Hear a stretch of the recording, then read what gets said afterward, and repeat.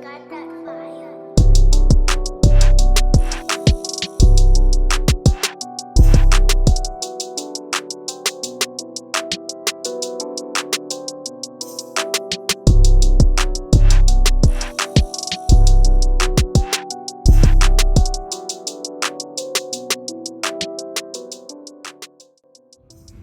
Gonna be transplanting this sunflower. It's getting really big for the container.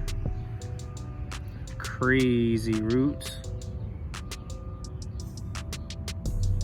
So we're gonna get this whole prep, get it ready. Get our mycos added. What I'm trying to do is I'm trying to put a sunflower in the edge of every bed as my big pollinator plants to bring bees all along here. So let's get this in the ground.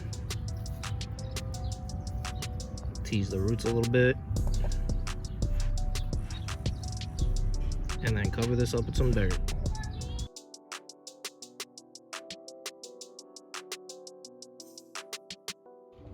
So over here in my side garden, these are 2 sunflowers that were started from seed there.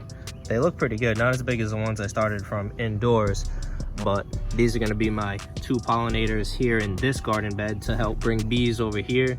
And then you won't be able to see them now really, but I have a whole bunch of crazy flowers that I planted all around the ground, and then all of these radishes, and this is my big pea area. So these are all peas coming in all the way down. I need to build a second trellis over here.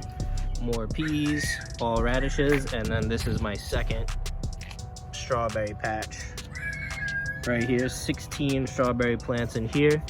Gonna triple that number. I'm gonna pinch off 2 runners from each one of these plants, so they're all spaced 1 foot apart.